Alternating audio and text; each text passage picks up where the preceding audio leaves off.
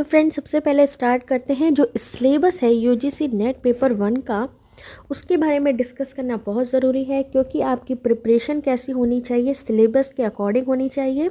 अगर आप चाहते हैं यूजीसी नेट 2021 जून के एग्ज़ाम में जेआरएफ पाना, तो इसके लिए आपको सिलेबस को अच्छी तरीके से देखना पड़ेगा। तो चलिए स्टार्ट करते हैं, ज़्यादा टाइम ना वेस्ट करते हुए। तो यहाँ पर आप देख सकते हैं इसमें क्या चेक किया जाता है। मेन सबसे पहले जो पेपर 1 होता है यूजीसी नेट का पेपर 1, उसमें क्या चीज़ चेक करी जाती है, तो वो है शिक्षण और शोध क्षमता का मूल्यांकन करना। यानी यहाँ पर देखा जाता है कि आप किस तरीके से पढ़ा सकते हैं, आपके अंदर कैपेसिटी क्या है पढ़ाने की।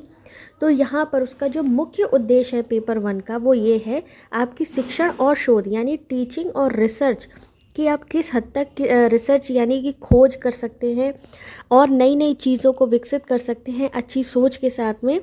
तो उन सब चीज़ों का मूल्यांकन करना यानी इवैल्यूएशन करना क्या होता है, शिक्षण एवं शोध अभिवृत्ति। ठीक है, तो इस परीक्षा का उद्देश्य क्या है, शिक्षण और शोध अभिवृत्ति यानी रिसर्च एप्टीट्यूड और टीचिंग एप्टीट्यूड का मूल्यांकन यानी इवैल्यूएशन करना। आपसे अपेक्षा की जाती है कि संज्ञानात्मक क्षमता हो यानी कॉग्निटिव कैपेसिटी हो, जिसको आप प्रदर्शित कर सकें। संज्ञानात्मक क्षमता में विस्तृत बोध, विश्लेषण, मूल्यांकन, तर्क संरचना की समझ, निगमनात्मक, आगमनात्मक तर्क शामिल हैं। परीक्षार्थियों से ये अपेक्षा की जाती है कि उन्हें उच्च शिक्षा में यानी हायर एजुकेशन में शिक्षण और अधिगम का सामान्य ज्ञान हो, यानी टीचिंग का और लर्निंग का। ठीक है, क्योंकि यहाँ पर सीखते हुए आपको काम भी करना है, आपको शिक्षण भी कार्य करना है और दूसरों को सिखाना भी है, उनको लर्निंग कैसे करनी है ये बताना भी है। तो उसका आपको ज्ञान होना बहुत ज़रूरी है अगर आप चाहते हैं असिस्टेंट प्रोफेसर बनना। फिर है कि सूचना के स्रोतों की सामान्य जानकारी और ज्ञान हो, ये जाना जाता है आपके पेपर 1 का जो मेन आपको जो पेपर 1 सॉल्व करने के लिए आता है। उसके बाद है कि पर्यावरण के बारे में, ठीक है, जीवन की गुणवत्ता, कंप्यूटर के बारे में, यानी ओवरऑल आपका किस तरीके का आपका टीचिंग एक्सपीरियंस है, रिसर्च करने की कितनी क्षमता है, ये जांचने के लिए होता है टीचिंग एवं रिसर्च एप्टीट्यूड टेस्ट। अब जान लेते हैं यहाँ पर इसकी विषय वस्तु क्या है। तो देख सकते हैं इकाई 1 यानी यूनिट 1 में क्या आता है, टीचिंग एप्टीट्यूड। इसमें से जल्दी से जान लेते हैं क्या क्या पूछा जाता है। शिक्षण यानी टीचिंग से संबंधित जो अवधारणाएं हैं, उद्देश्य है। शिक्षण का स्तर यानी स्मरण शक्ति, समझ और विचारात्मक विशेषताएं और मूल अपेक्षाएं। शिक्षार्थी की विशेषताएं क्या क्या होती हैं जो कि टीचिंग एप्टीट्यूड से जुड़ी हैं। किशोर और वयस्क शिक्षक की अपेक्षाएं, शैक्षिक, सामाजिक, भावनात्मक और संज्ञानात्मक व्यक्तिगत भिन्नताएं। शिक्षण को प्रभावित करने वाले कौन कौन से कारण हैं। उच्च अधिगम संस्थाओं में शिक्षण की पद्धति कौन सी है, यानी जो हायर एजुकेशन में पढ़ाई कराई जाती है वो किस टेक्निक से यानी किस पद्धति से कराई जाती है। जैसे आजकल आप जानते हैं डिजिटल इनिशिएटिव की बात करें तो स्वयं है, स्वयं प्रभा है, मूक्स है। ठीक है, अध्यापक केंद्रित बनाम जो है शिक्षार्थी केंद्रित पद्धति, ऑफलाइन बनाम जो है ऑनलाइन पद्धतियाँ, ये हैं शिक्षण की पद्धतियाँ यानी टेक्निक्स जिससे आजकल पढ़ाई कराई जा रही है हायर एजुकेशन में। शिक्षण सहायक प्रणाली यानी परंपरागत, आधुनिक और आईसीटी पे आधारित यानी कंप्यूटर से रिलेटेड यहाँ पे आ जाएगा। टेक्निकल चीज़ों की यहाँ पर बात आ जाएगी, परंपरागत, आधुनिक और आईसीटी से आधारित।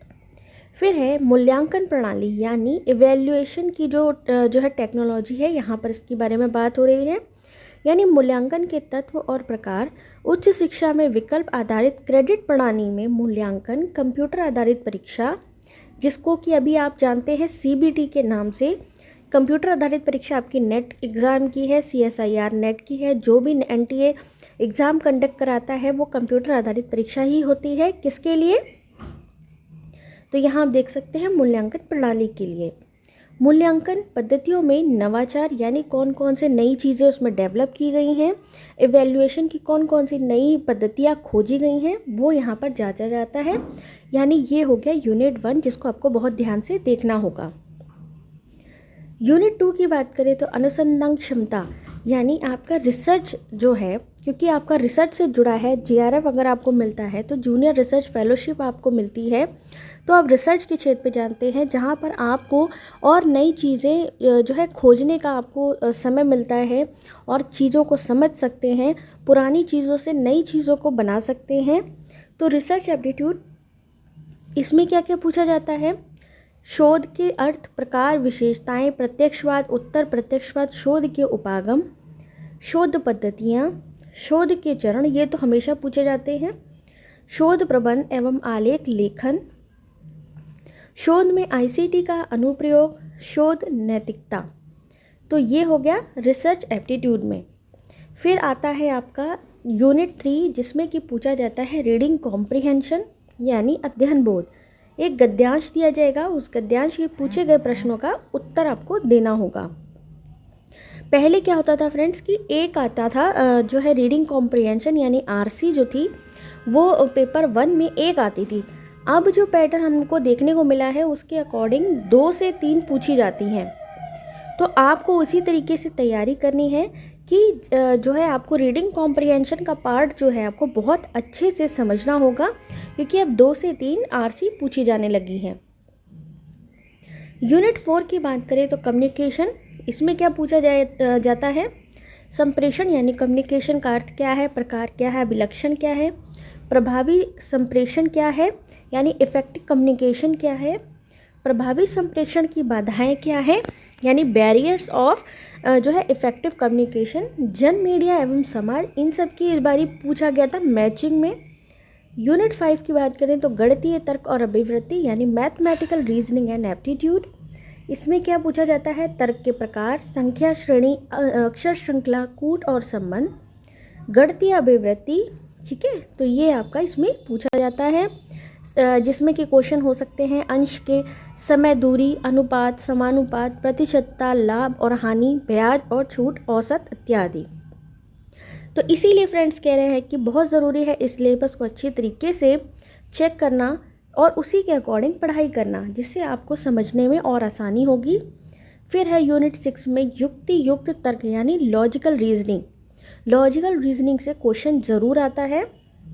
इसमें क्या पूछा जाता है, युक्ति के ढांचे का बोध, युक्ति के प्रकार यानी रीजनिंग के प्रकार, वेन का आरेख, वेन आरेख पूछा जाता है, भारतीय तर्कशास्त्र, प्रमाण। इस बार फ्रेंड्स ये जो प्रमाण है इससे हर क्वेश्चन पेपर में ज़रूर क्वेश्चन आया है, भारतीय तर्कशास्त्र से। और ये जो प्रमाण है यानी जो प्रत्यक्ष, अनुमान, उपमान, शब्द, अर्थापत्ति और अनुपलब्धि जो है, और साथ ही अनुमान की संरचना, प्रकार एवं व्याप्ति, हेत्वाभास, इससे इस बार ये जो पॉइंट है यहाँ का, यहाँ आप देख सकते हैं इस टॉपिक से सबसे ज़्यादा क्वेश्चन पूछे गए थे और कंटिन्यूअस पूछे गए थे, यानी लगातार हर क्वेश्चन पेपर में इससे संबंधित क्वेश्चन पूछा जा रहा था, इसलिए आपको बहुत अच्छे से इसको देखना पड़ेगा। यूनिट 7 की बात करें तो डीआई यानी आंकड़ों की व्याख्या, इसमें क्या पूछा जाता है, आंकड़ों का स्रोत, प्राप्ति और वर्गीकरण, गुणात्मक एवं मात्रात्मक आंकड़े, चित्रवत वर्णन जिसमें कि बार चार्ट आता है, histogram, pie chart, table chart, रेखा चार्ट या आंकड़ों का मानचित्रण, आंकड़ों की व्याख्या, आंकड़ों और सुशासन यानी डाटा इंटरप्रिटेशन, यहाँ पे डीआई जिसको हम लोग बोलते हैं। ठीक है, तो वो इसमें आता है यूनिट 7 में। यूनिट 8 में क्या आता है, सूचना एवं संचार प्रौद्योगिकी यानी आईसीटी। आईसीटी की सामान्य शब्दावलियाँ आती हैं, इंटरनेट, इंट्रानेट, ईमेल, श्रव्य द्रव्य जो है श्रव्य दृश्य कॉन्फ्रेंसिंग की मूलभूत बातें, उच्च शिक्षा में डिजिटल पहल, ठीक है, डिजिटल इनिशिएटिव की जो बात करी गई, साथ ही आईसीटी और सुशासन। अब जो नेक्स्ट है वो है यूनिट 9। यूनिट 9 में क्या है, पीपल डेवलपमेंट एंड एनवायरनमेंट। इसमें फ्रेंड्स इस पर ही क्या था, करंट अफेयर से ज़्यादा क्वेश्चन आए थे।